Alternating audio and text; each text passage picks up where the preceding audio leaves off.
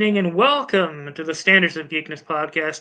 I am one half of your host, the Mustache Mountain, Evan Jones.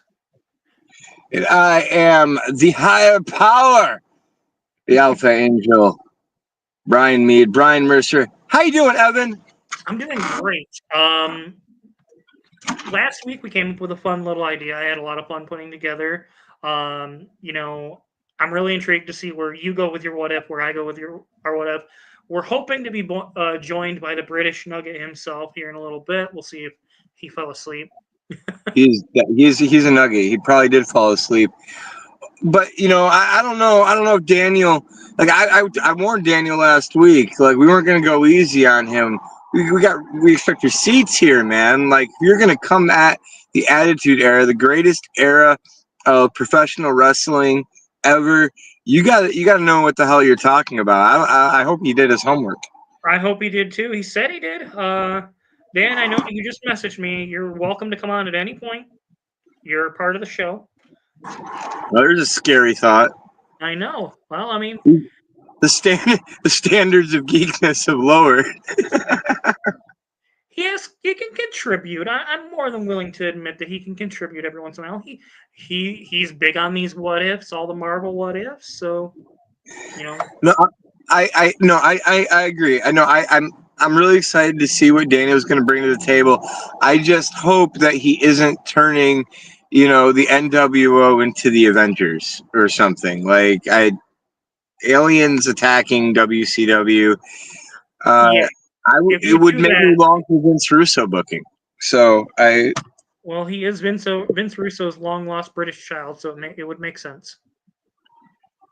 So I'm curious. What was an idea, like what was a what if that you didn't go with for this? So a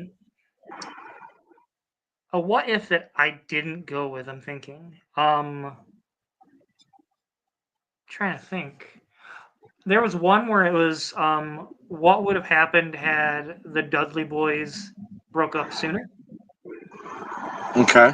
I had another one that was what if the curtain call never happened? Interesting. And then I had another one, which is what if Hulk Hogan never left the WWF? Okay. Like I know it kind of goes outside the parameters a little bit, but that would affect the end era. I can see the intrigue of like what if Hogan was still there when Austin was coming up, when Shawn Michaels and Bret Hart were doing their thing. I mean, like, there's no way that Hogan would have been able to have a 60-minute Iron Man match with either of those guys. So, no, yeah, absolutely not. And the one that I did go with for WCW has two very interesting ending points and how it impacts wrestling history. Well, do we want to give the titles? Yeah, I guess let's do that. I don't have the graphic right handy. Let me get that pulled up.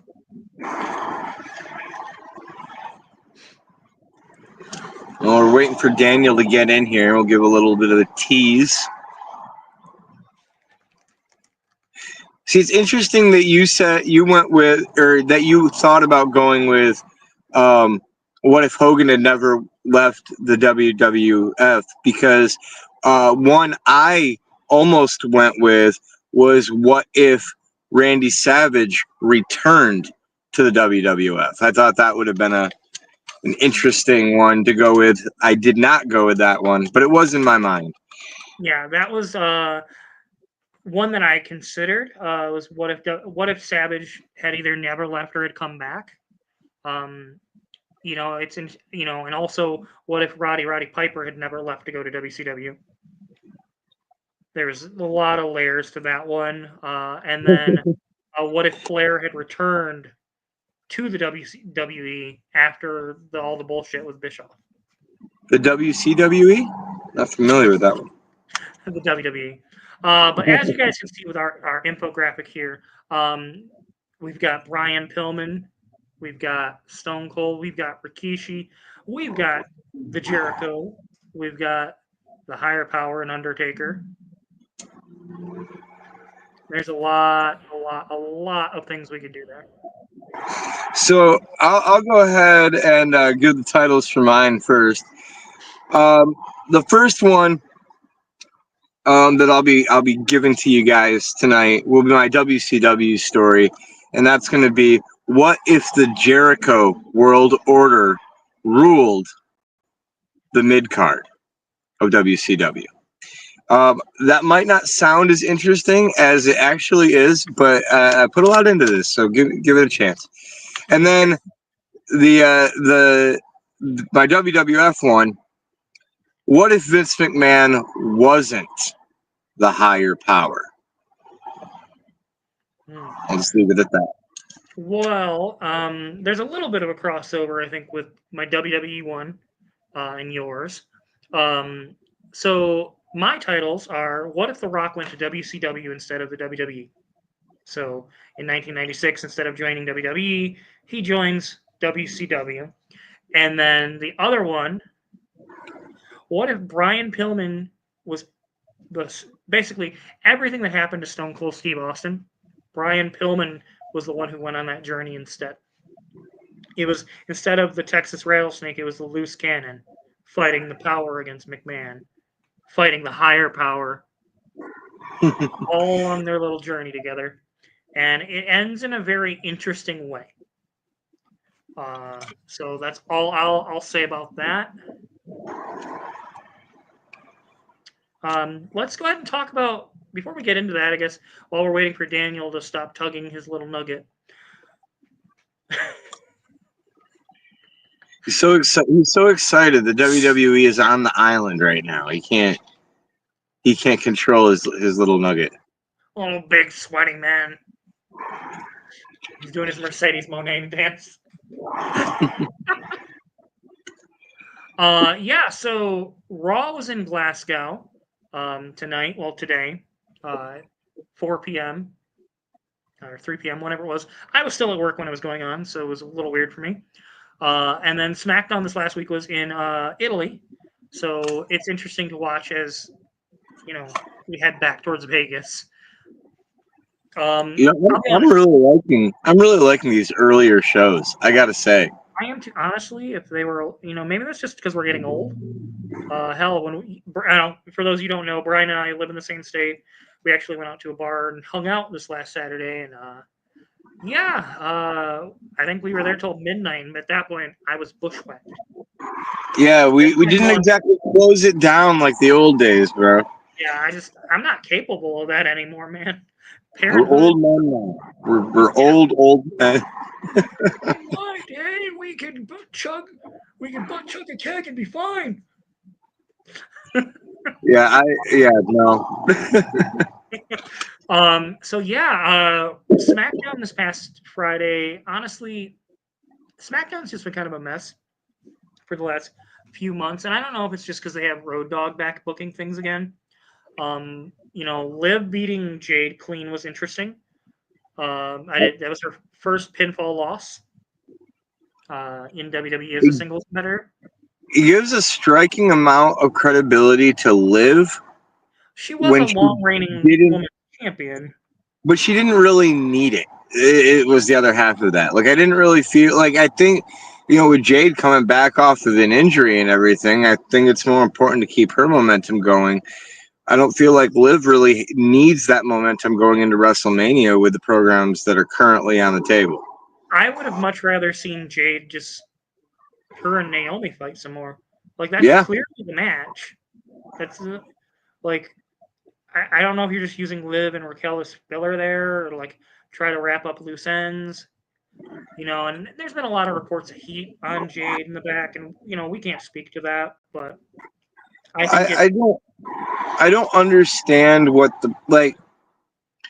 to me, even it doesn't make sense in a way, because Liv and Raquel were kind of fingered for the job. You know what I mean? Yeah. And they didn't do it. They were the bad guys who were wrongfully accused. And that starts to add a level of sympathy to the heel, which you don't want to do. So I don't know.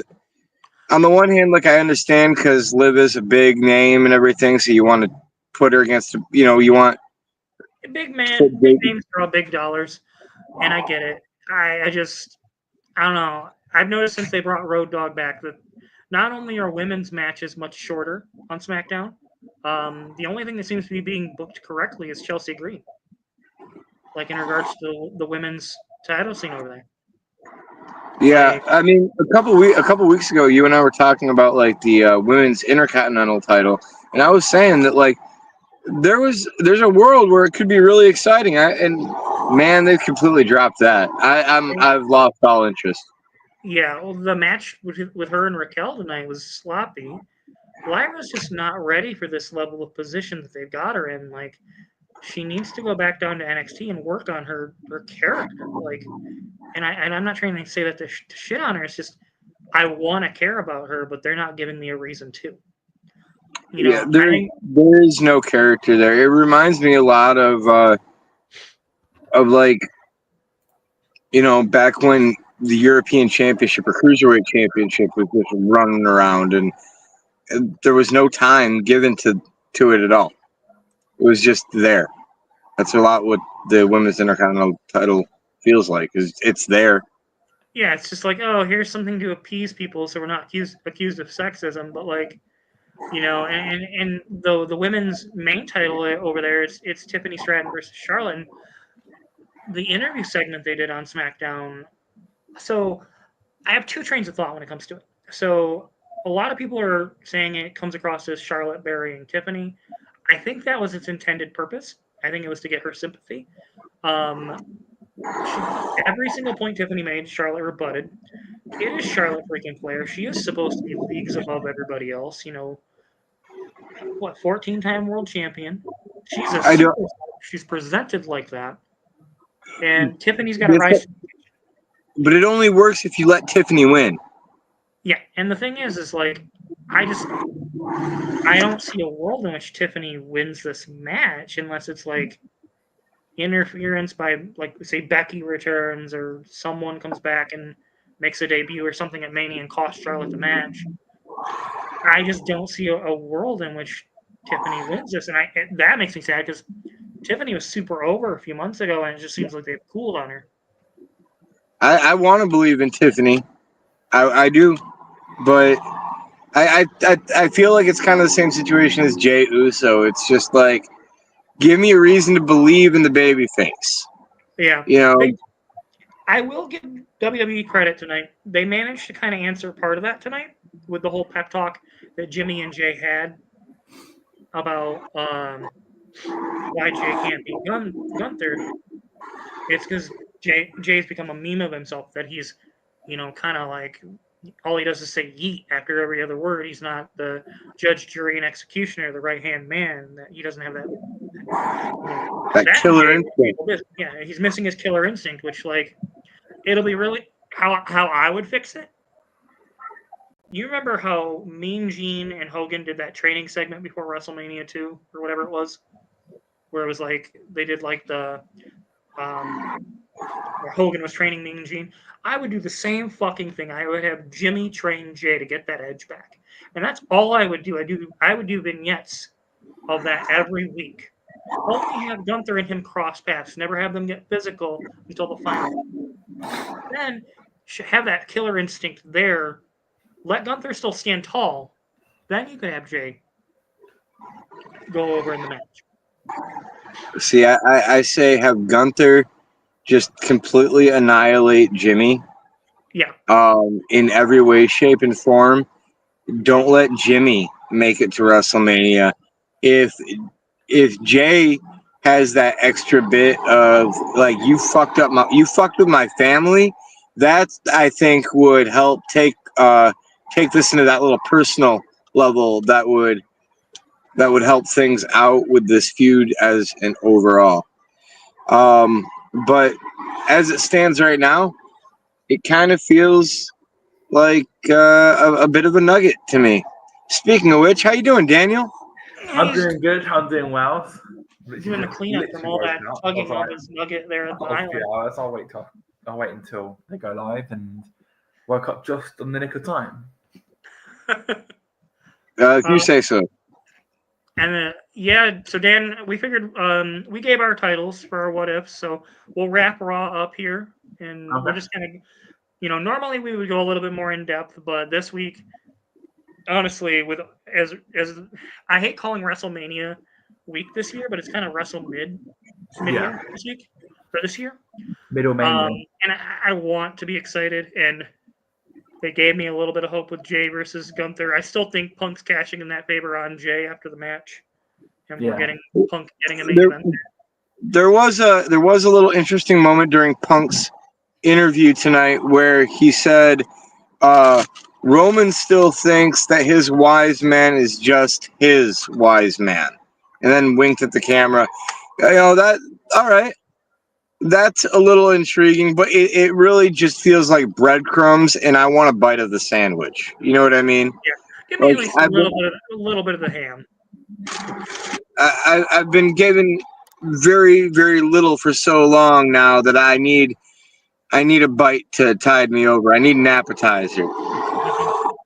The situation with Rhea, Io, and Bianca, this has become so convoluted. Now we're getting Rhea versus Io again next week for the title. Winner faces Bianca. So Bianca's going to interfere? I mean, I'm pretty sure that's what's going to happen. No, Bianca's the referee. Oh, did I miss that part? I believe Bianca's supposed to be the special guest referee. I must have missed that part. I was walking my dog earlier while catching a recap. Double DQ then? I mean, surely that's going to be the case. She's going to be like, both then you end up with a triple threat, and like, why? At that point, just book the fucking triple threat from the get-go. Don't jerk me around and make me think I'm getting like a one-on-one match. I think part of the issue. I think part of the issue is because they have the high-profile triple threat match with Roman, Punk, and Rollins.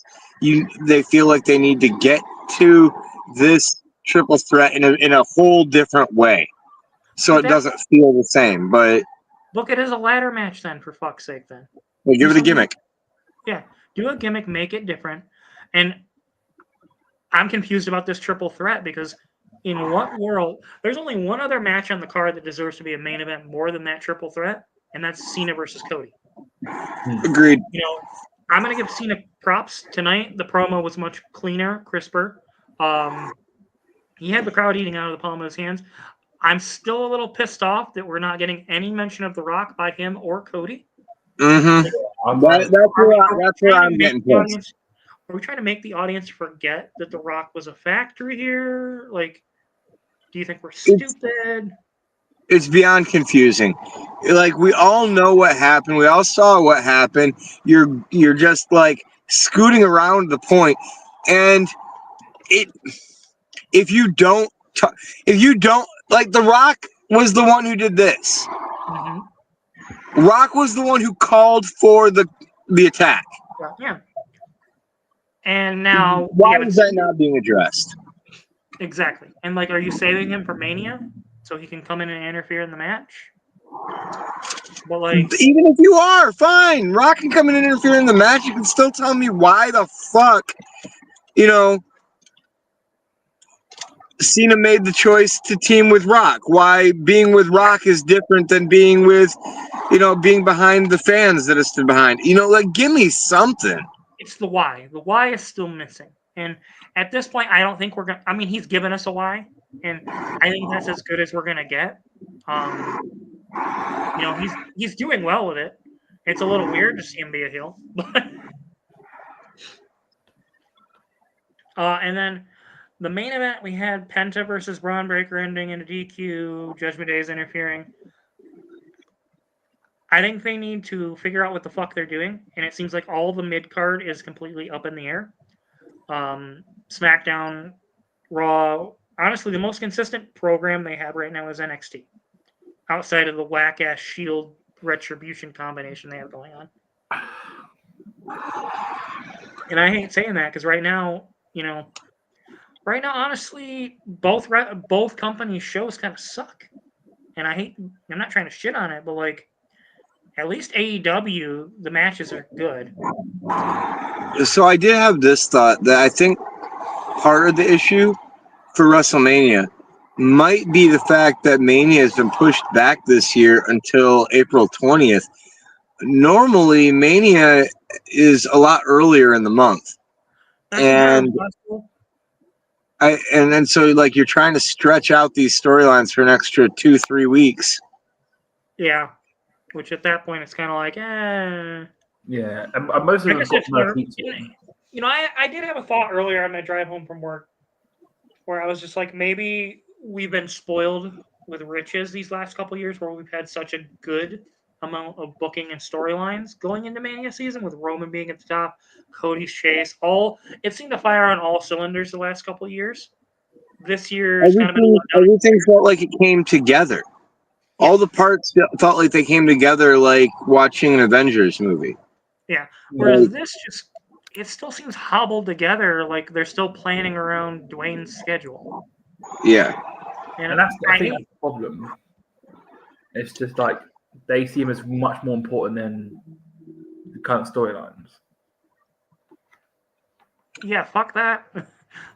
Like if that's your solution, do fucking better.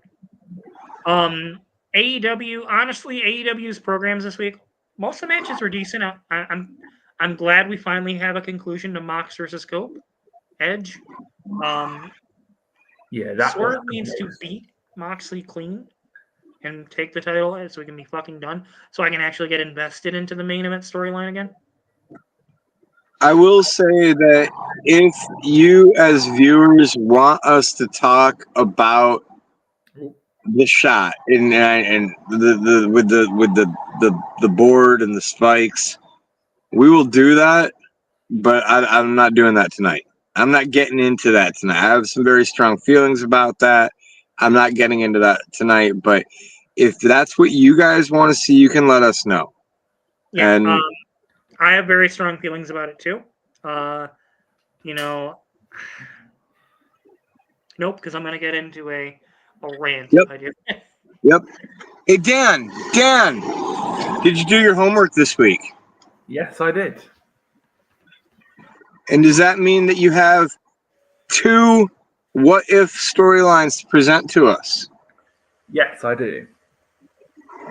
Well, you're up first.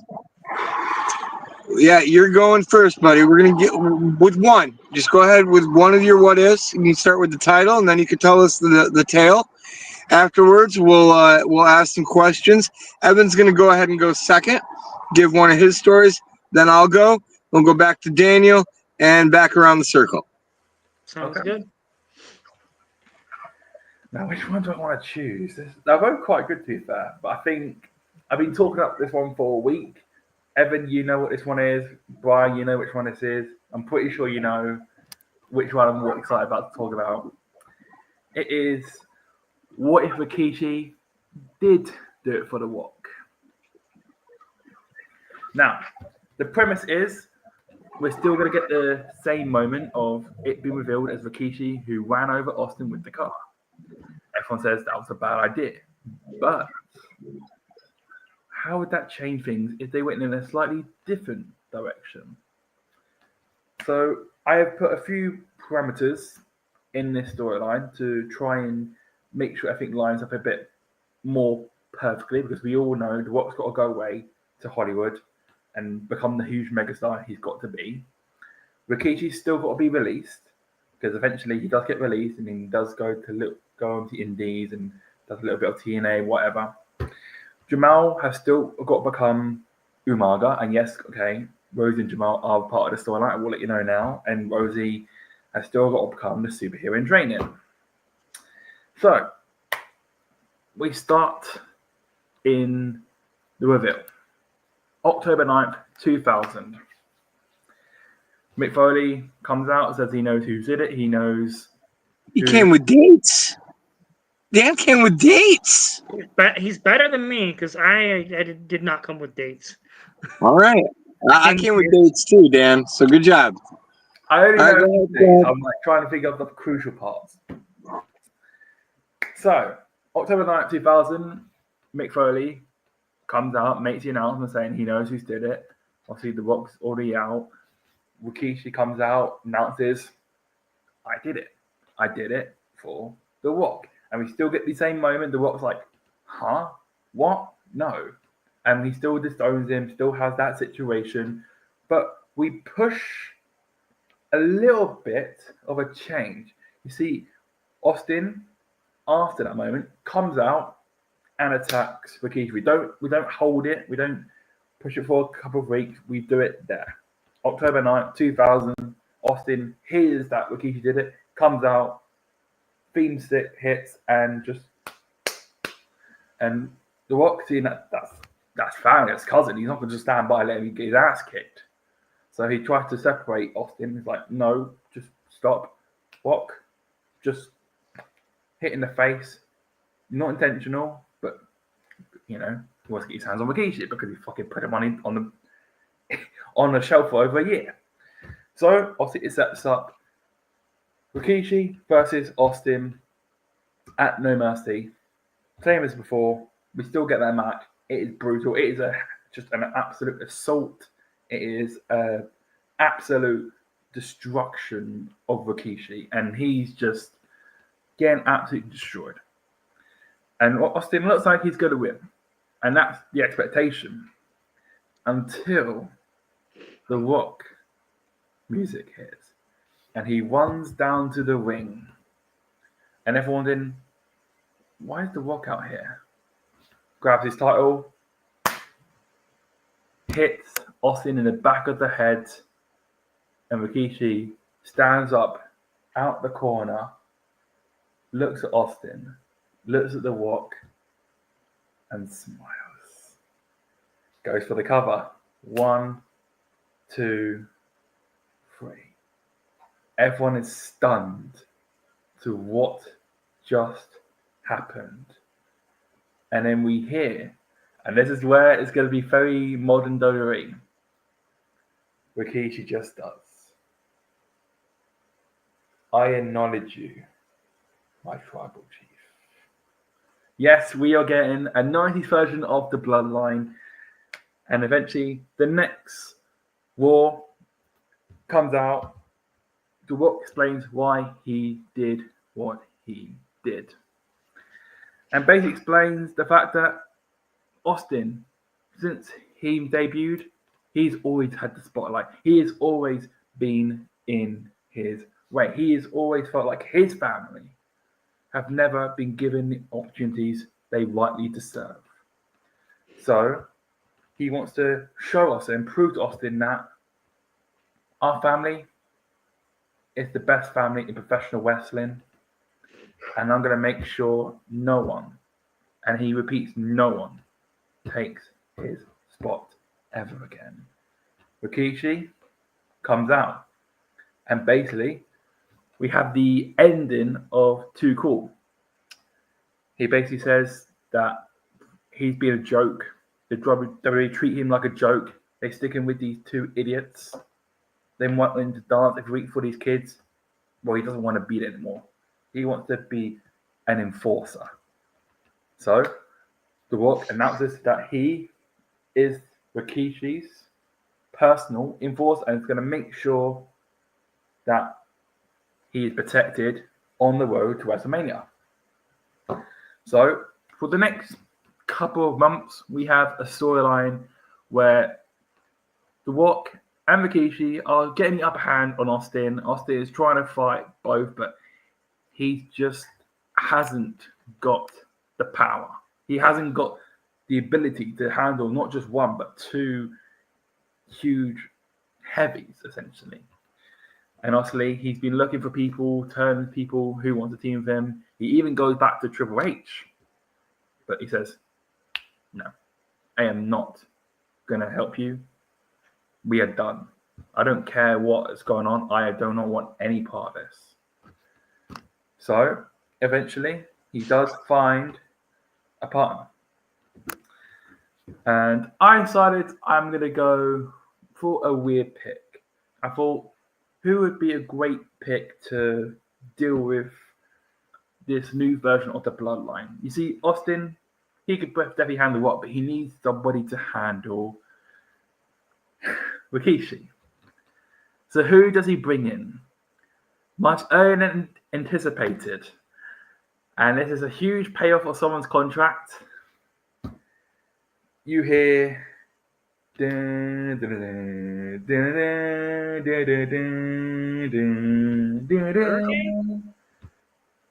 Goldberg. No. Goldberg debuts at the Rumble. It's a tag match. It keeps him protected because essentially I want to have it come down to near the end, Rock versus Austin. So Rikishi and Goldberg take each other out. They're done. They're gone. So it comes down to these two. They're brawling, and it looks like The Rock is going to be finished. He's going to be beaten by Austin yet again. So out the crowd, two guys, maybe like maybe a jumper or hoodie. I don't know. They jump the crowd and just assault Austin, and it's an absolute beatdown yet again on him. And yes, in this storyline, The Rock does get his ass. Not The Rock. Austin does get his ass kicked a lot, but that's kind of like the Bloodline used to do during the modern era. So there's a lot of beatdowns. And yeah, obviously, it's revealed it is Jamal and Rosie of 3-minute warning. But in this timeline, they are not called 3-minute warning because that is in the future. Instead, they are called the Samoan SWAT team. And obviously, they are basically heroes in this kind of timeline. They are there to make the family feel more important, more powerful, making sure that their tribal chief, The Rock, is protected, making sure he doesn't lose the title. So the storyline is going into WrestleMania, and obviously this is where it does change up a little bit.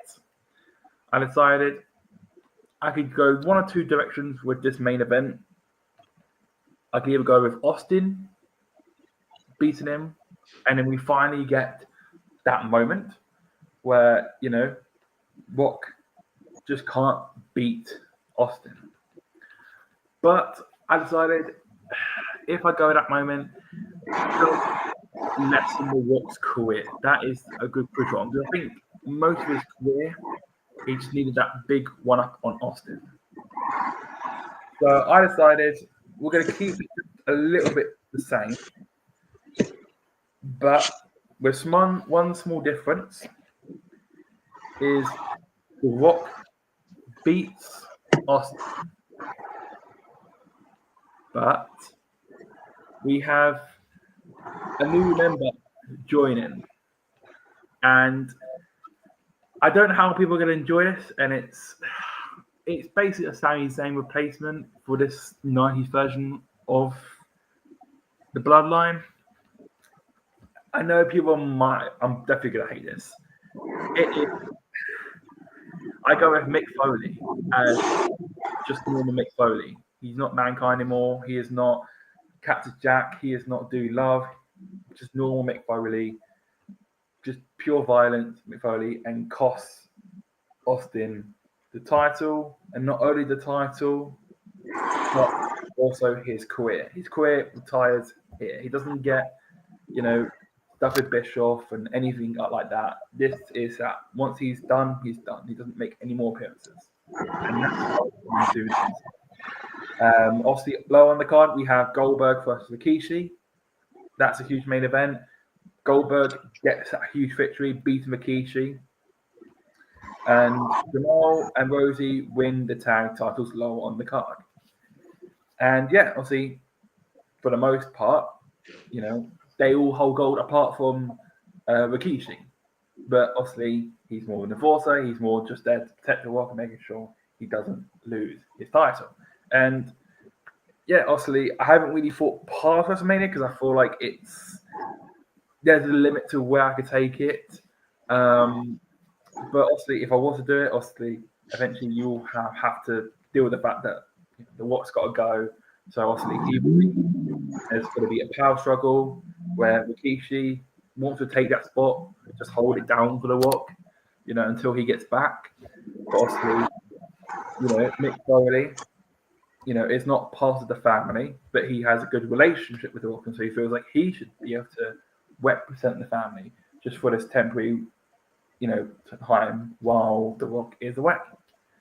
Obviously, that caused a bit of infighting, and it causes The Rock to come back just for a little bit back in 2003, and kind of resolves that storyline a little bit.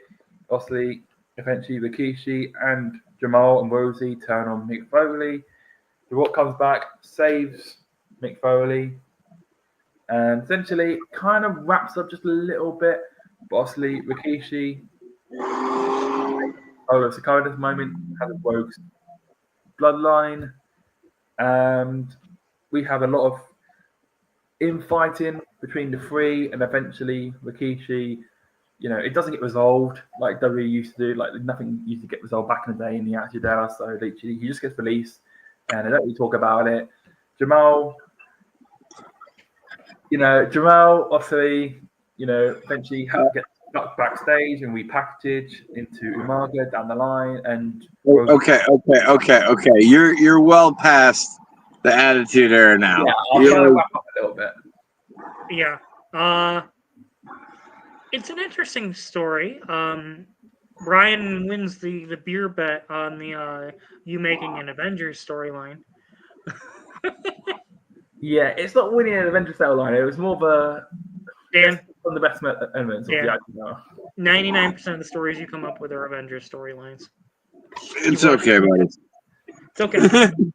It's okay. It's okay. It was decent. I was with you. I even liked the McFoley angle there. Yeah, because I thought like the whole The Rock and Scott connection. I think I should still kind of include that just a little bit. So then, if he does come back, you have that kind of set up. He came in the Nugget, Fiona. I gotta say that I am a little upset about one thing with your story, Dan, because with your story, I was denied my Armageddon Hell in a Cell match. The 6-man Armageddon Hell in a Cell match. I always loved that match. I know it was absolute chaos, but I always just loved that match. I don't know. I mean, Triple H in this storyline is just point of doing whatever. I mean, I don't know if he's Jericho or he's just separated from Austin and The Rock. There's nothing to do with him.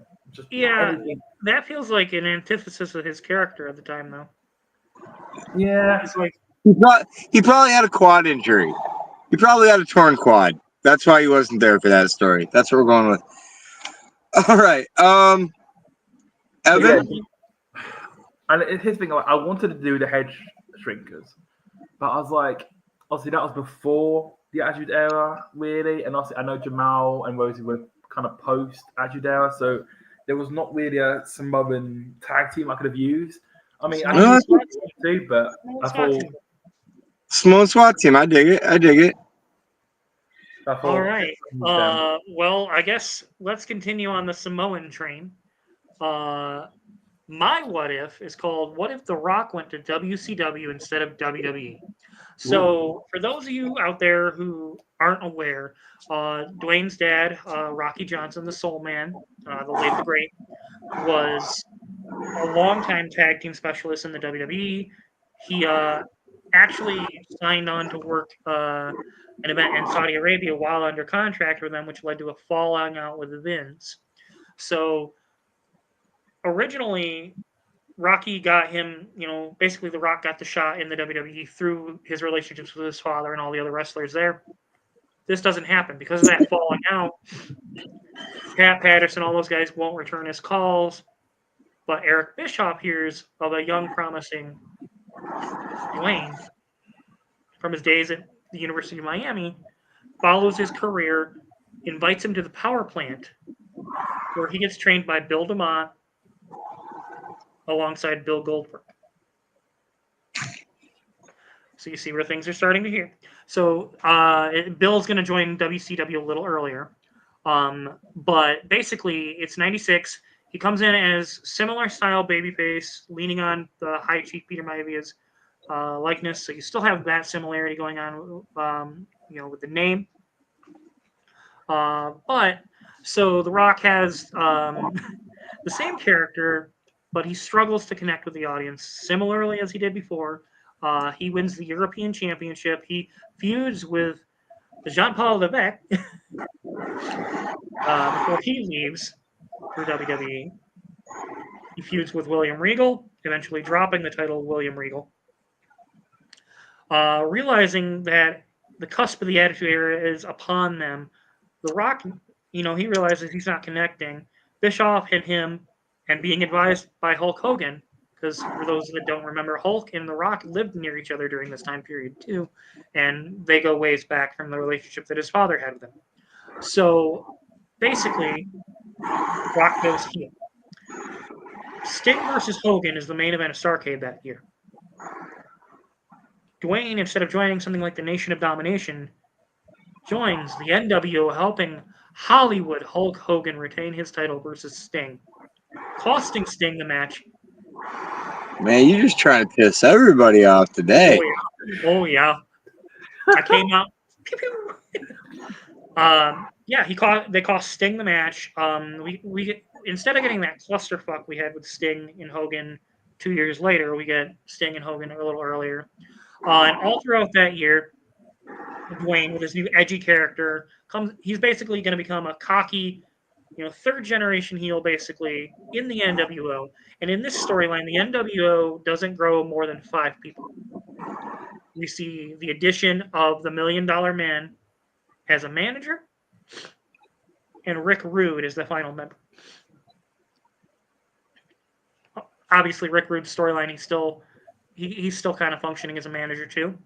But basically, Ted and him work as part-time tag partners. They can still bump a little bit, but they're kind of like they just hold the belts.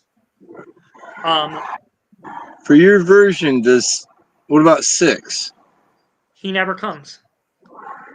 Okay. He stays in WWE. He stays in the WWE. All right. So I thought about that. So that was a point of contention, but I didn't want to have too many young guns there. Yeah, so basically we see signs of what The Rock will become. The eventual, we see what The Rock becomes. The megastar. Slowly over time, Hogan's jealousy, the back of his head, with Bischoff egging him on, he realizes that he's got to cut the legs out from under The Rock before The Rock stops it. This leads to The Rock getting frustrated, and he breaks away from the n.W.o, but not without a cost. He feuds not only with the n.W.o, he battles Goldberg time and time again for the U.S. Championship. We have a battle of the People's Champions, Diamond Dallas Page versus The Rock, with, I hate to be the bearer of bad news, Brian, but I kind of stole part of your gimmick for this one. DDP's a heel in this one with a cardboard championship, the People's Championship.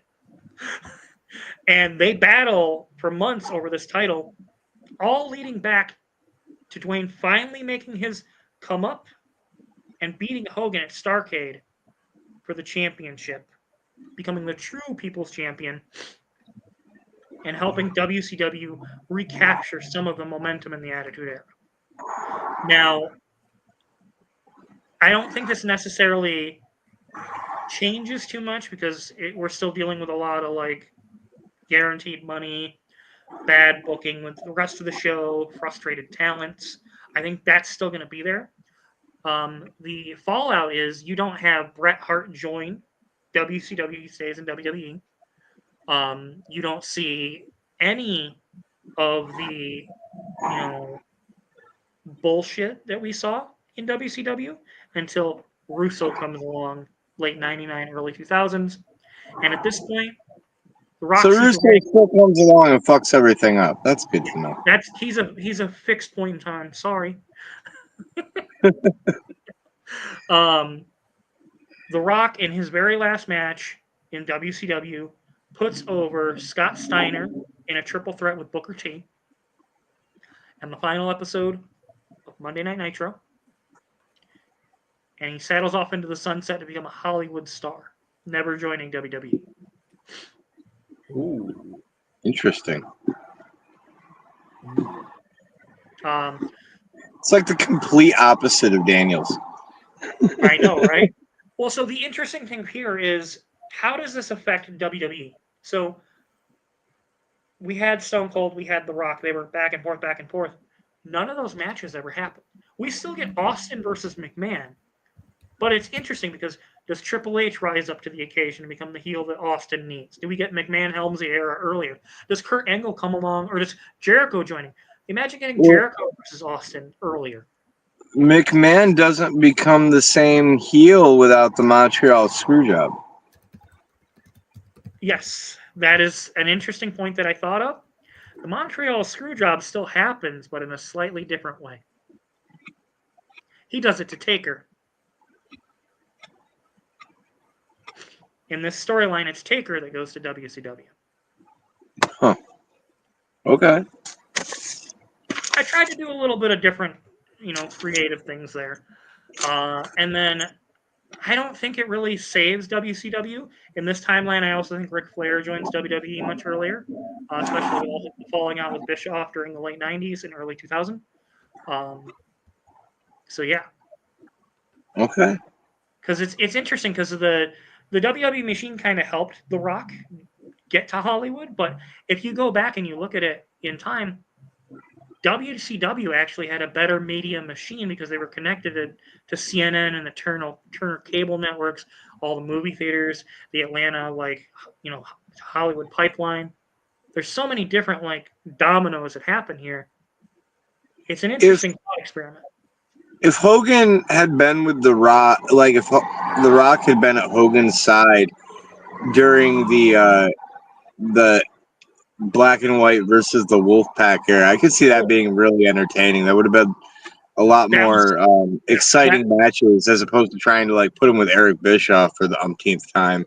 Nobody wants to see that. So and then that's actually part of the what happens is you get Nash and The Rock and Luger and Sting as the n.W.o Wolfpack with Conan, and then the rest of the n.W.o gets refilled with Scott Steiner. You get Stevie Ray turning on his brother Sooner.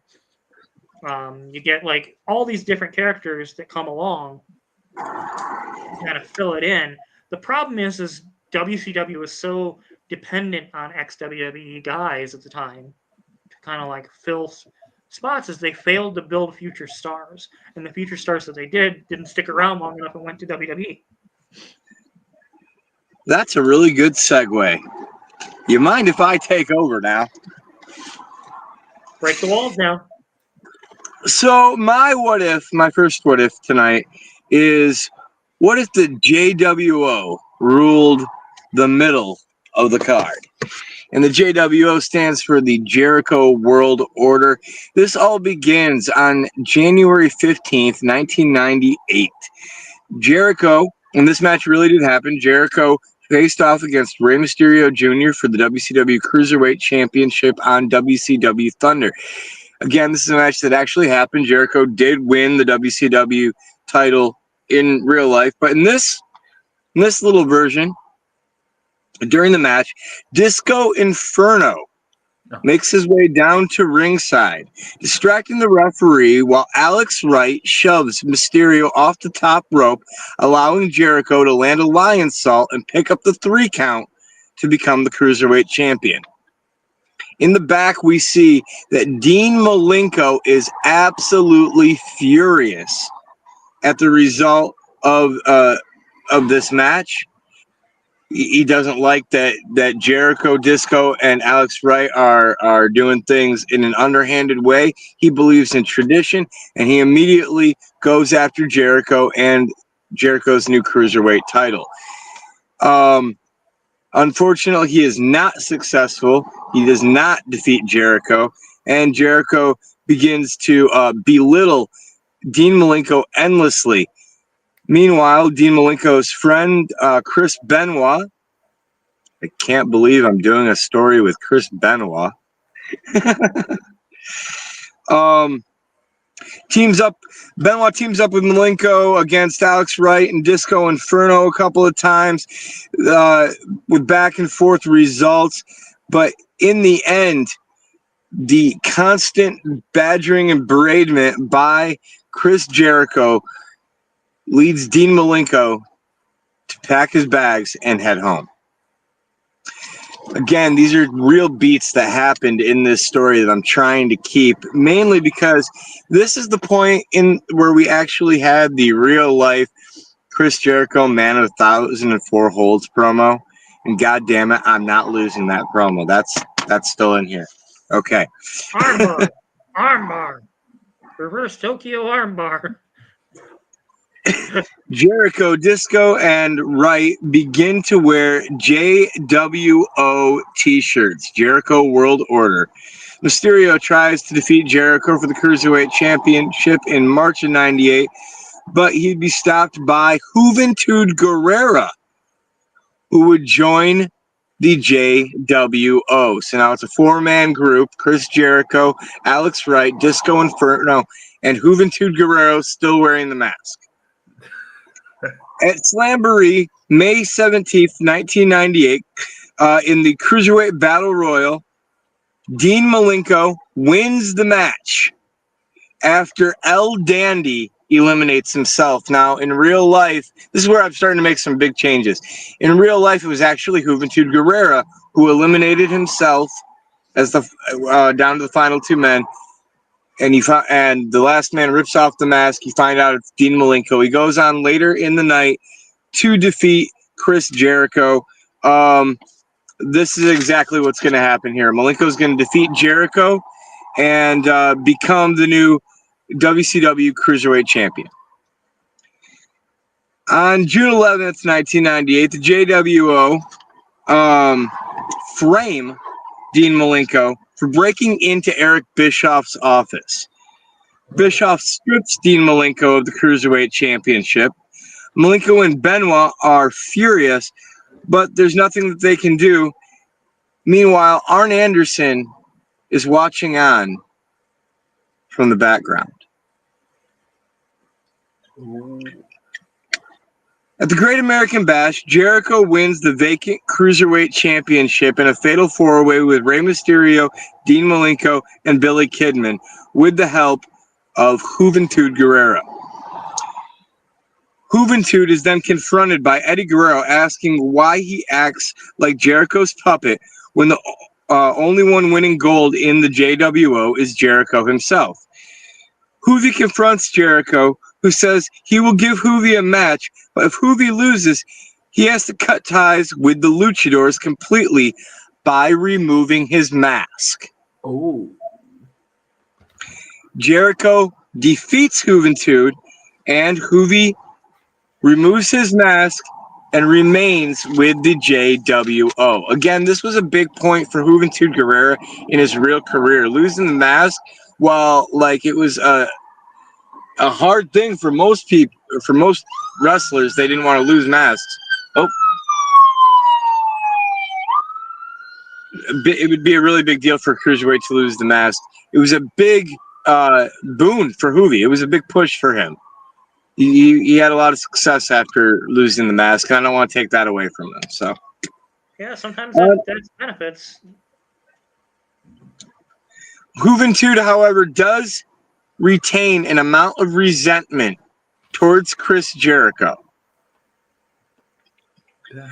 On August 8th, 1998, Billy Kidman, with the help of Perry Saturn, defeats Jericho for the Cruiserweight Championship at the Road Wild pay-per-view.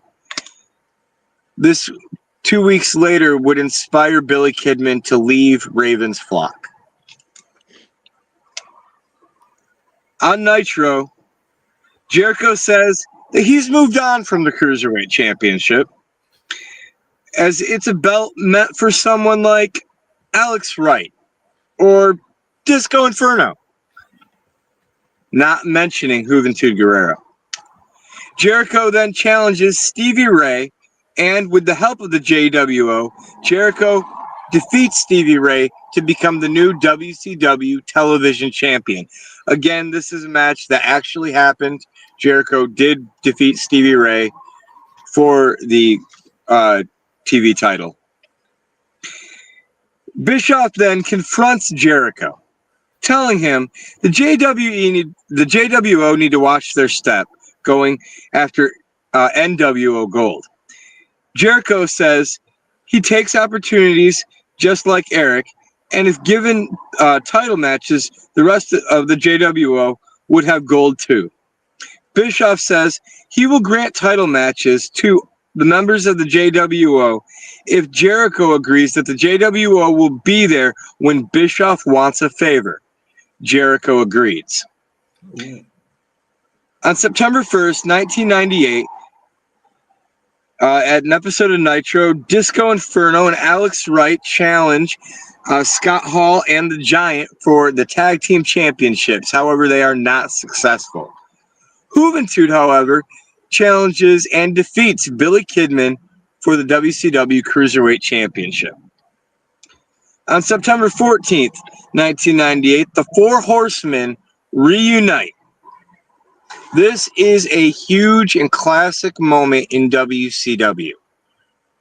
The Four Horsemen all coming back together, now with new members, Chris Benoit, Dean Malenko, Steve Mongo McMichael, and, of course, Ric Flair. Arn Anderson was there as an enforcer, and J.J. Dillon was right there at their side as a mouthpiece, as a manager. They were all there again. If you remember in real life, though, they kind of got shit on by the n.W.o. I really didn't want that to happen again. Yeah. So, as the Four Horsemen reunite, Bischoff tells Jericho that it's time for that favor. And tells Jericho if he had taken out Malenko and Benoit months ago, this wouldn't be an issue now. This is all the JWO's fault. The JWO go after the Four Horsemen, but they're no match for the legendary faction. Flair and the boys stand tall. A week later, Kidman recaptures the Cruiserweight title from Juventud Guerrera. October 5th, 1998. Jericho comes out and berates Juvi in the ring for losing the Cruiserweight Championship, when out come El Dandy and Eddie Guerrero. Dandy and Guerrero offer Juvi a new t-shirt, one that says the letters L.W.O. Mm-hmm. They want him to be a equal member in their new faction. Juvi accepts the new t-shirt, and we instantly go into a 3v3 match where the JWO lose to the newly formed LWO. After this, Disco and Wright stop teaming with Jericho. After his losses, he loses the TV title to Conan on November 30th, 1998 on an episode of Nitro, and soon Jericho will be on his way to debut on Monday Night Raw. Ooh. Do we still get the Jericho teasing Goldberg stuff, or is that no? So I thought about writing an entire angle into this where the JWO would claim consistently to be undefeated until finally Goldberg showed up and ran through all of them. I considered doing that, but I didn't want to convolute it. I figured I'd already touched on and messed with enough WCW key points in history, and I didn't want to go any further, so I kind of stopped there. Jericho actually does have another 7 or 8 months in WCW before his contract ends, so it's totally possible for him to still have his whole feud with Goldberg. Because we want Ralphus to be involved. We do not need Ralphus. Ralphus, I corrected a lot with this storyline. I made the Horsemen look like heroes. I still got all the shit in with Juvi and Kidman, and all I had to get rid of was Ralphus. I thought that was a pretty good compromise. I think that's a pretty good compromise. Yeah, that was one of the biggest sticking points that really pissed me off about the whole n.W.o versus Horsemen thing, is like they just shit all over the Horsemen and like made them seem like jokes, and I'm just like, why? Like, why? I mean, we know why, but like, why? Interesting. I don't have a whole lot of questions outside of the Goldberg thing because that was honestly his mini feud with Goldberg was really hilarious. Well, I think what could possibly come out of this is, Jericho being able to work with Eric Bischoff just a little bit might have opened some doors for Jericho creatively. Yeah. He talks about how his relationship with Eric Bischoff wasn't a good one, and that really held him back in his WCW career. So who knows? Yeah, I mean that's interesting. Well, I can't believe I was interested in a story that had Disco Inferno in it. That's a first. Yeah. Dan, time for your second one, bud.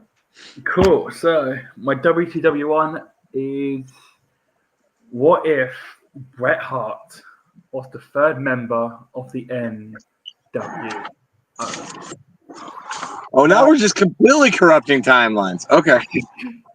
So You thought I was bad.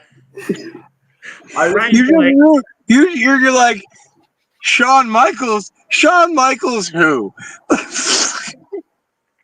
So okay, go ahead. I decided I was going to do just a little bit of research. So I watched a lot of Inside the Ropes with Eric Bischoff, Hogan, anything to kind of do with the N.W.o forming, along with Kevin Nash and that lot, along with listening to a lot of the Eric Bischoff 84 Weeks, or whatever it's called now, podcast. We listened to a lot of that, and I kind of tried to keep it realistic because I got to know like WCW at this time needed that boost, and they were struggling before Hogan debuted. So I decided to myself, you need someone of equal star power. Now, yes, okay, the original plan was meant to be Sting. Obviously, Sting wasn't totally on board with it, but he would have done it. I was not going to do that because I think that's just... Honestly, that would have been really whack having Sting turn Yeah. heel on Macho Man. But There.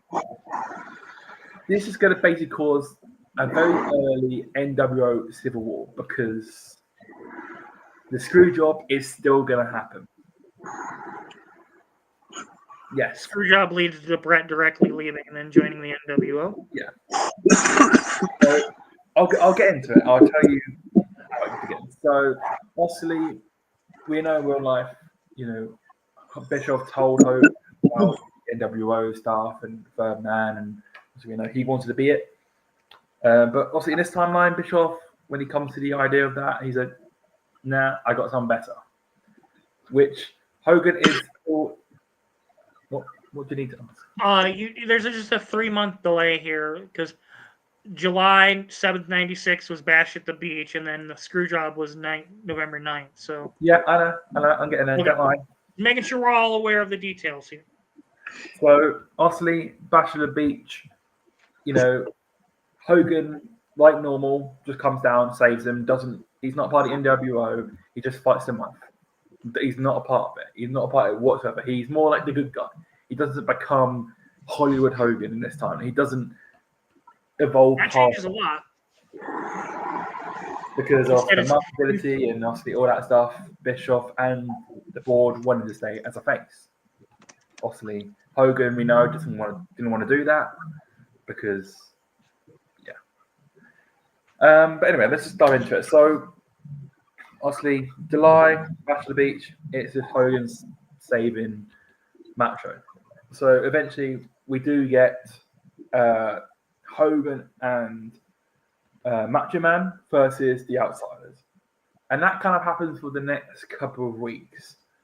But the teasing for the third man happens in this storyline. So it doesn't happen in July, it happens in like September or October.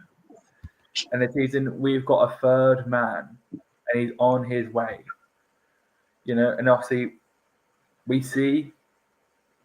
we know about how Bischoff was negotiating with Bret over his contract and wanting him to join WCW, but Bret obviously says no. He wants to go to WWE. He likes WWE.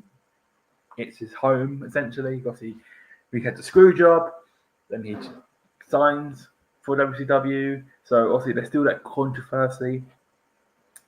And yeah, so in this timeline we still get Hogan versus Sting, but it's more face versus face.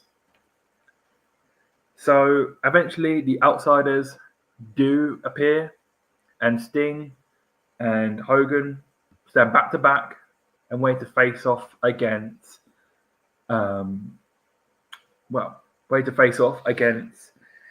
the outsiders.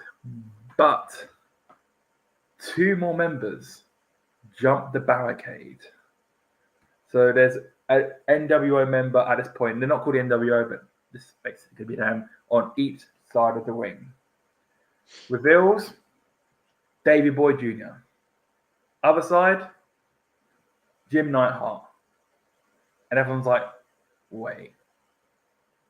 And then down comes the ramp. You hear kind of Bret Hart's WCW theme music. Everyone doesn't know who it is, but it's him. And he comes down to the ring. And everyone wondering, who is the third man out of these lot? And they do the point to Bret, and they all rush and beat down Hogan and Sting. Obviously, Macho Man tries to come down and help out a little bit as best he can, but it's not enough. So we have kind of this n.W.o Canada kind of team, essentially. And obviously, we get the promo on Nitro, and he explains why. He says that, WWE screwed him, or WWF, sorry, because this is the 90s. WWF screwed him, Michael screwed him, Vince screwed him, and essentially they couldn't afford to pay me, so they would rather screw me. So I'm getting that. You're breaking Brian's brain. So because this is his all-time favorite wrestler. So eventually, it is. I feel like this was done with spite. In this timeline, we don't get Goldberg. Essentially, Goldberg doesn't happen because he is kind of taken out by the n.W.o, and basically from backstage politics is they don't see any potential in him. So in this timeline, he goes to WWF and he becomes the monster there. I know he's hating it. You're speeding up his timeline, turning him into Brock Lesnar. Pretty much, Brock Lesnar. He technically becomes the Brock Lesnar of the Attitude Era before Brock joins. And yeah, so eventually, as much as I liked the first one, I hate this one so much. So eventually, we have, I hate this so much. I'm just on everything you love. Everything good about WCW, gone. So eventually, we do have the WCW versus n.W.o storyline, which causes a divide between the outsiders and Bret and, Jim and Davey. But there's going to be a turn in the n.W.o because at Bash of the Beach, 1990, was it 8? I think it is, I believe. We have the outsiders being turned on by Bret, Davey, Jim, and Owen. Owen in this timeline doesn't, we just avoid that. He doesn't become the Blue Blazer. We'll just scrap that out of history. We don't want that to happen. And yeah, eventually, you're doing to this storyline what Indiana Jones had happen to him in South Park. Can I just veto this? What? We're not even based in any kind of reality anymore. We're not like there's no dates. There's no consistency to any of this. Sting's fighting Hogan. Why is Sting fighting Hogan if they're both baby faces? Sting wouldn't have gone with the black and white face paint. And why is the Clique teaming up with the Hearts? Oh, I mentioned Sting doesn't become the GOAT, he just becomes Surf Sting. So he does get more and more boring. And eventually does get released and goes to WWE as well by 1999. you really are Vince Russo's kid. Oh, wait, there's more. So we get More. So obviously the Outsiders get turned on. We have this new faction called n.W.o Canada. And honestly, they recruit just Canadians. So Lance Storm and that lot, they join the n.W.o. They only want Canadian blood. This is n.W.o without charisma, huh? So you get Lance Storm, you get Chris Jericho. Basically, it's just a massive Canadian pool. And then on the outsider side, you have eventually Macho Man does join them, but he only joins them the fact that he wants to get rid of n.W.o Canada because they've been a pain in the ass. They keep beating his ass and Hogan's ass and everyone else's ass for the past few months. Somehow you've ruined WCW more than Vince Russo did. Yeah, how'd you do that? So, Well, it is a classic what if trope to destroy the world. So I guess Daniel. There's still more. There's still more. No more. We're cutting it off. We're cutting it off. I'll tell you. I can't do anymore. I can't do anymore. I can't do anymore. The ending we have is Starrcade 1998, and it is Bret Hart versus Brian Pillman. So he does go to WWE, but he goes. So yes, I know he is basically Eric Bischoff's secret weapon. Okay. Hold on. I really have to. I legit have to cut you off. You're changing. You're not giving one what if here. You're changing 87 different things, and you're doing it in multiple companies. You've ruined wrestling. Well, what did I tell you? I'm not a big WCW fan, so I thought. Wow. Let's destroy everything. Volumes, Wow, man. I'm glad that I gave WCW a good story and tried to help them out before Daniel went and buried them with his British shovel. Oh, and also by this time, WCW just closed reality because, to it. Like there's really the only good thing that comes out of Daniel's version of WCW is Bret Hart doesn't get kicked in the head. And Owen Hart's still alive. Oh, and also Bret eventually when. But that's another thing. Like that's part of my point. Is it doesn't make like Vince refused to release Owen after what happened with Bret. Yeah, he refused to. So saying that Owen shows up in WCW doesn't make sense. Like you're adding too many things. You're changing too many. You're not. Austin doesn't break his neck. This one event changes. Yeah, Austin doesn't break his neck. We don't have. It's so like you don't get DX versus the Hart Foundation, or the Nation versus the Hart Foundation. Also, like Bret and just to be clear, Bret didn't get along with Razor and Diesel. He hated them. No.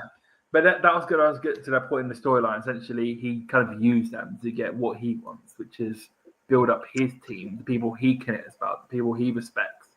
And so essentially cuts all the Deadwood like the Outsiders underneath and send them packing. So it's just full of Canadians. Yeah. All right. Well, Evan, I need something from you, man. Well, I need a palate cleanser, please. WCW was sold by 1999. You're done, Daniel. You're done. I'm gonna mute you if you keep it up. So, for my final what if, this one is a WWE based one. It affects the entire Attitude Era. What if Brian Pillman had been in the same spot that Stone Cold Steve Austin was in? Literally every single thing that happened to Austin happened to Pillman.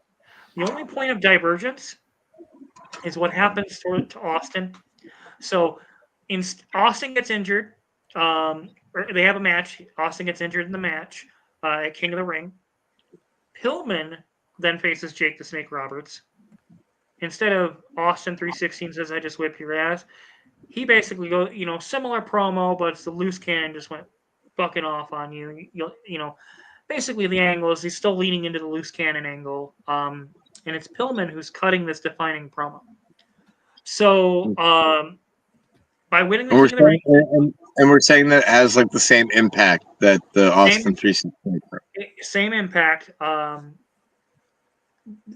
had a hard time visualizing how the promo delivery would be the same because with Austin, he was snapping his neck. Austin 316 says, I just whipped your ass. Pillman's promo style was a little different, so it would be a little like Beavis from fucking Beavis and Butthead tweaking on meth or something. We'll say it works though. That's the concept. So, in 1997, he feuds with Bret Hart and Owen Hart and all these guys. WrestleMania 13, Bret Hart and Austin and Pillman do the double turn. We get a bloody Pillman passing out.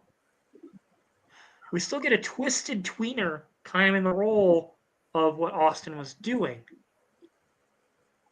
But with Pillman, we're working under the assumption that the drugs and injuries weren't necessarily as big of an effect.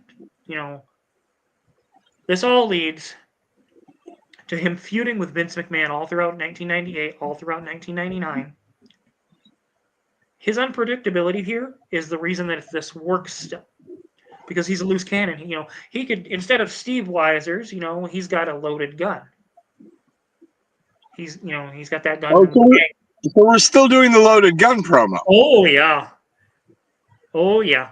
Ooh. Y'all are killing me. Y'all are killing me with this shit. I don't know what way to go. We're doing loaded guns and Pillman 316.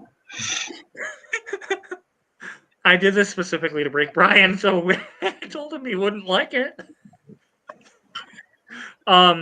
So he ends up becoming WWE champion, still moving the merch, still being, the renegade against the corporate machine. The higher power angle, corporate ministry comes along. This time it's not who we know it to be. It's Jake the Snake, isn't it? It's someone who's been pulling the strings even on Vinnie Mac. The ringmaster, Steve Austin. Oh. Basically leaning into who he was originally supposed to be.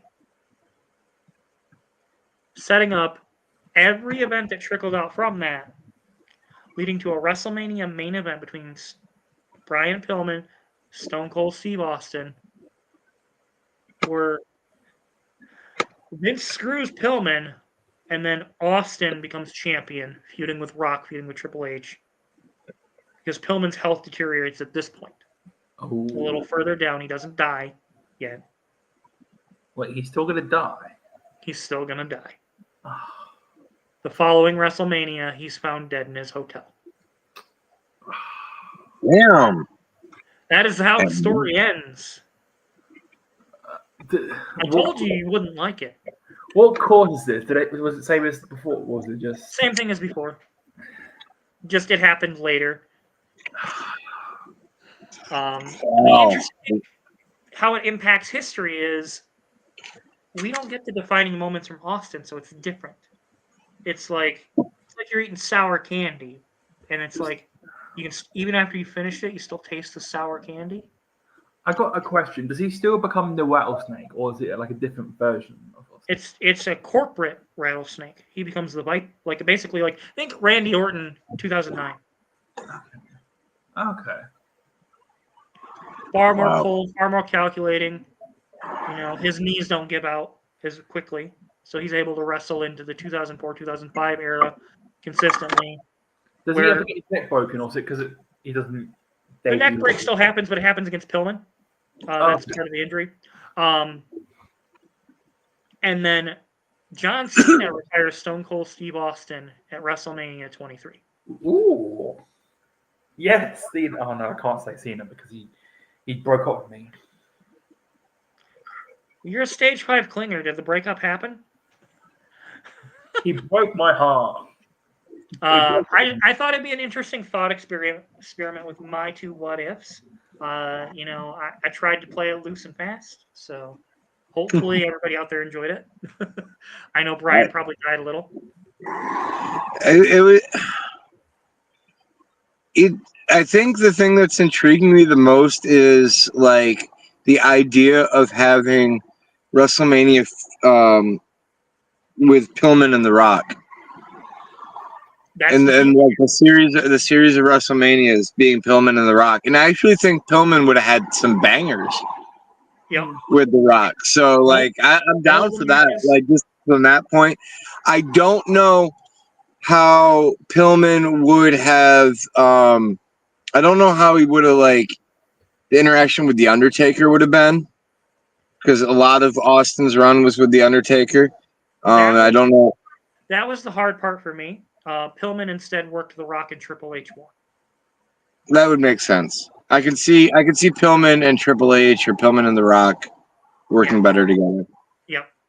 That was a sad one to write down because I knew that he was still going to die, and I knew it would end with people being sad. But sometimes that is life. I mean, surely then in this timeline, like way in the future, like Brian Pillman Jr. kind of debuts at NXT then, rather than Yeah, but we don't give him a ridiculous fade cut every 2 weeks. Yeah. Like I say, well, a big contract for life with his dad being the face and all of WTA. Well, guys, we got one more, and I said to Evan before we went on the air, like I said, I have one that I think is kind of has kind of a feel good ending, the way that it goes, and I think this is the better of my 2. I think this is the one that we should close with. Evan doesn't really know the whole story. He knows what the title is, and that's about it. So my final is: what if Vince McMahon was not the higher power? Ooh. Buckle up. So I'm just gonna go ahead and tell you I got pages of notes here written down for this. I'm going to start. I'll let you know when I start changing things. I'm going to give you a handful of things that all happen just like they do, just like they really did. Okay. So this begins on October 16th, 1998 at Bad Blood. Paul Bearer turns on Kane to rejoin The Undertaker. The next night on Raw, The Undertaker announces he is forming the Ministry of Darkness. In November of 1998, the Acolytes make their debut. On December 28th, 98, the Ministry abducts Dennis Knight, and he re-debuts as Midian. January 25th, Naked Midian. January 25th, 99, the Ministry abducts Mabel and turns him into Viscera. February 1st of 99, the Brood join the Ministry of Darkness. February 15th of 99, Mr. McMahon calls out Mark Calloway for going too far with his gimmick. Oh. The Undertaker informs him that this isn't a gimmick. February 22nd, The Undertaker defeats Kane and gives Mr. McMahon a teddy bear that belonged to Stephanie McMahon as a child. Oh. March 8th, 99, The Undertaker burns his symbol on Mr. McMahon's lawn. March 28th of 99, The Undertaker hangs the corporation's big boss man by his neck after their match at WrestleMania. April 25th, 99, Backlash. The Undertaker kidnaps Stephanie McMahon after he beat Ken Shamrock. April 26th, 99, The Undertaker attempts to sacrifice Stephanie McMahon on a crucifix but she is saved by Stone Cold Steve Austin. And it is here that I begin to change history. Uh-oh. Oh, no. On the first episode of SmackDown, April 29th of 99, the newest member of the Ministry debuts. You know him as Jim the Anvil Neidhart. Ooh. Neidhart single-handedly rips through Shane McMahon's corporation. Yeah. May 3rd, 99, Jim Neidhart comes to ringside during a tag team match between the Brood and Owen Hart and Jeff Jarrett. Neidhart grabs Jarrett and drags him away, leaving Owen to take the loss to the Brood. May 17th, 99, Raw. Owen Hart asks Stone Cold Steve Austin for help getting Jarrett back from the Ministry. Shane McMahon is kidnapped and crucified. Austin shows up and is leveled by Jarrett's black guitar as Jarrett becomes the newest member of the Ministry. I want to make another point before I go any further. Jeff Jarrett. May 17th of 99, Owen Hart asks Stone Cold for help getting Jarrett back. Shane is kidnapped, crucified.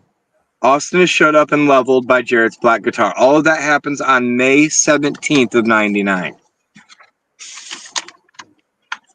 Which means Jarrett is not there to be Owen Hart's tag team partner on May 23rd of 99 at Over the Edge. Instead, at the Over the Edge pay-per-view, The Undertaker's match against Stone Cold Steve Austin is ruled a no contest after the Ministry all attack at once, targeting Austin's knee. A hooded man then gets in the ring, shows his face to Austin. Austin is in shock before receiving a bloodbath from the Brood. Linda McMahon. May 31st, 99, Raw. Austin returns to Raw, but before he can reveal who the higher power is under the hood, he is attacked and crucified. Oh, God. Oh, God. June 7th of 99, the Ministry opened the show with a hooded figure speaks. The Ministry didn't crucify you. You crucified you. The hood comes down and reveals the higher power. Owen Hart. Owen has been seeking revenge on Austin since his neck was broken, and on the McMahons since Bret was screwed. Oh. Wow. That makes a lot of sense. June 27th, 99. Stone Cold and Mr. McMahon form an unlikely team to face off against Jim the Killer Neidhart and the higher power Owen Hart. Owen forces Mr. McMahon to tap out. Shane's corporation comes out to help his father after the match. The same night, The Rock faces The Undertaker for the WWF Championship. The Undertaker wins. June 28th of 99 on Raw, Austin is given a title match against The Undertaker by the WWF Commissioner, the Heartbreak Kid, Shawn Michaels. Austin is successful and wins the WWF Championship. Ooh.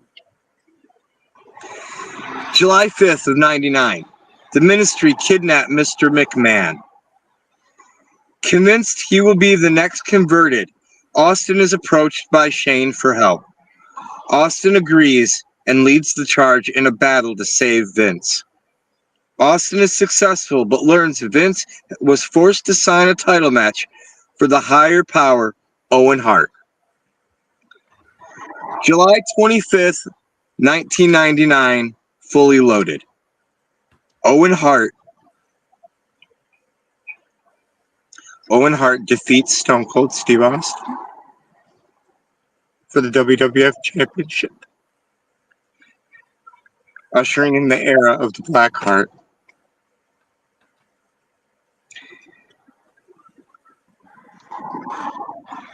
July 26, 99, on Raw.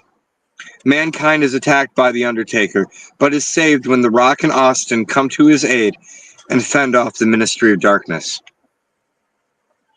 August 9th, 1999. Vince McMahon returns and is grateful for the superstars that have come to his aid and fought the Ministry. He announces at SummerSlam, Owen Hart, Undertaker, and the Acolytes will face Austin, The Rock, Mankind, and Shane McMahon in an 8-man Hell in a Cell match.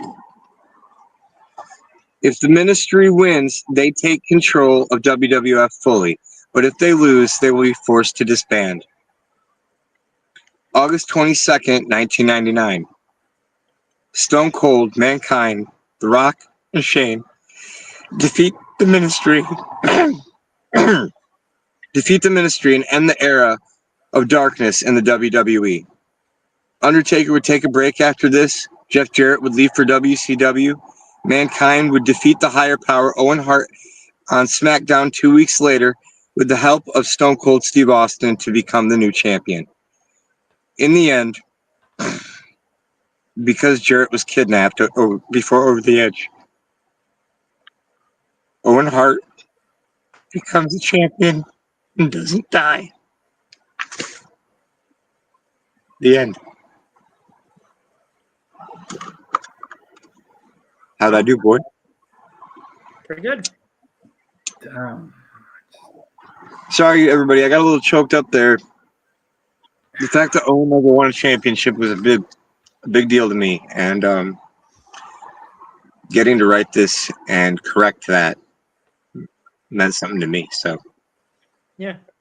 I've had a weird question with that. So obviously in this time, like, he's still alive. Like, where would he go after the Ministry of Darkness, kind of storyline? Where would he go from there? Would he spend a lot of time off, or would he still come back more of as this darker heel? I imagine that he would take some time off after the Ministry and then return and have a long and successful career. I guess he must have been really good then for this version of like the Ruthless Aggression. I assume he's like one of those like veterans. Yeah. I- He probably. I mean, probably I should have- think if I was going to book something with Owen for the Ruthless Aggression era, I think it'd be Owen versus Kurt Angle for WrestleMania. Owen versus Kurt. Owen versus Eddie. See, I could Owen see. versus Eddie would be amazing. I could see like Owen like just keep going until like 2010, 2011. Like, I think because he was still quite young. You got to remember, Owen had been wrestling since the early '80s. Yeah. And like he was in Japan. He was 365 wrestling. It takes a toll on your body. Yeah. I think 2005, 2008 era would be the end of where he would retire. Well, do you think he would just become a producer then, like a backstage? Honestly, I think he would have faded off into the sunset and just enjoyed retirement. Maybe showed up to prank Bret and Vince once a year on like the really shitty Raws. Yeah, and then obviously I see if he would have got his Hall of Fame and etc.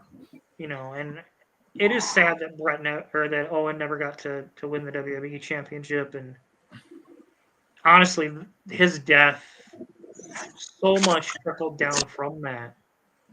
Like, see, that was a really good, really well written story, and honestly, that is better than what we saw by miles. I hated that Vince was the higher power. It was very obvious at the time that Vince was the higher power. Like, I mean, could have been Christopher Daniels. those last what ifs were just complete mindfuck, depressing, and then happy ending. Well, yeah.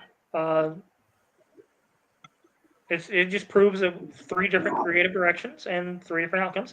I do want to state you built 2 Avengers stories. You did.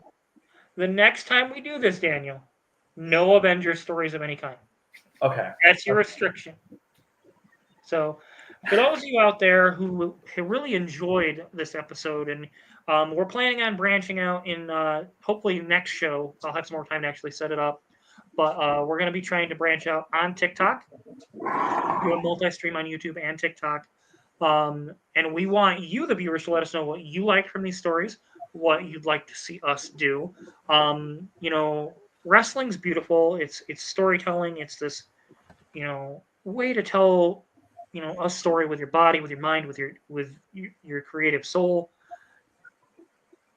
But current day product doesn't necessarily have that same connection. So, like, every once in a while, we're going to do these what if episodes, and we think they're fun, or if we think it's relevant.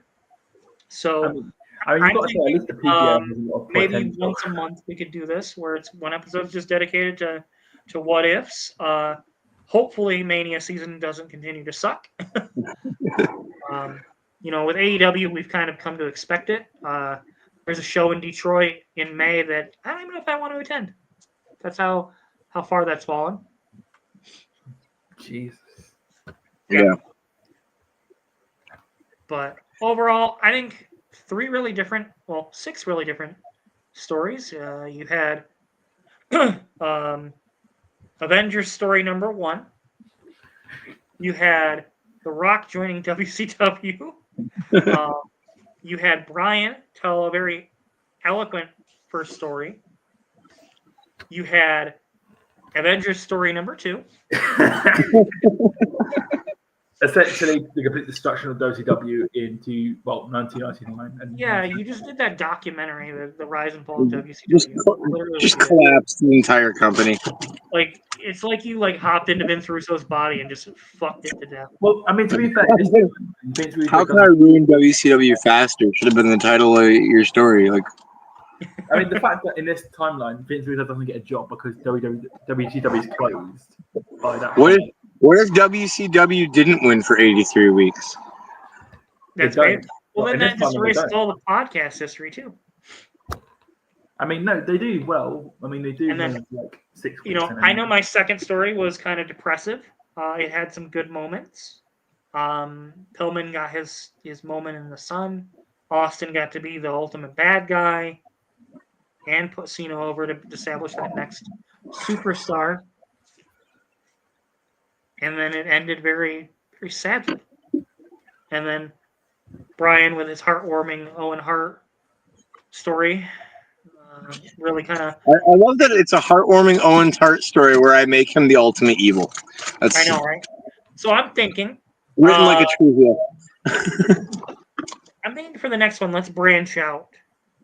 Let's do the golden era, the 1980s. Oh, boy. Okay. 1 story each. No Avengers level threats. None of that bullshit. Hey, Daniel, looking at you. I mean... So let's look at the date today. Oh, God. Mania is on 4/20 and 4/19. So let's say the 14th of April. So in 3 weeks. Let's do another one of these what ifs if you guys are up for the challenge. And boy, do I have a doozy already planned. Oh, cheater. He's already got a plan. Outdo us, Daniel.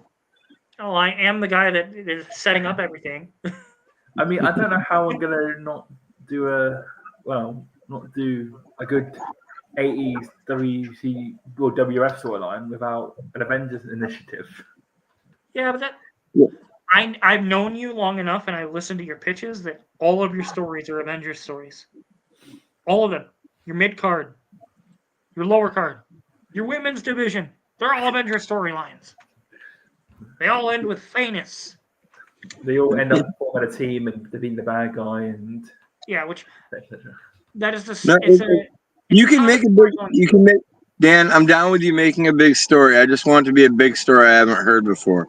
I don't want to hear about the Hart Foundation in WCW. I don't want to hear about the Bloodline in '99. I want to hear an original story. Yeah, so that's the challenge. We're gonna each pick something from the 1980s related to wrestling. And boy, do I have a doozy. Oh, I have an idea too. How's that fair? I didn't even watch the 80s. I didn't watch anything from the 80s. Yeah, but this also it gives you a chance to have 3 weeks to research. Jesus Christ. You got plenty of time to research. You got plenty of time to research. Yeah, but at least with the action, it was at least watchable. Like 80s, oh my god. This stuff was Make it watchable. watchable. Make it watchable. Don't give us that big that show. Oh, it wasn't watchable. Then make it something that's watchable. You watched 2014 through 2019, you can live through anything. You're damn right. I mean, to be fair, the PG. All right. Well, that's going to do it for us this week. Make sure to let us know in the comments what you thought of our stories, what you'd like to see. If you have a what if challenge, we're always down to take viewer challenges, and we'll challenge you back. But as always, make sure you go to the enforcechew.com, enter the code SOG25 to get your 25% off. Oh, I started too soon. Because Premature. with Enforced Chew, you can get started even sooner. It makes you HARD. I got it back. Brought it back around. Not everybody. See you guys next week. Bye-bye.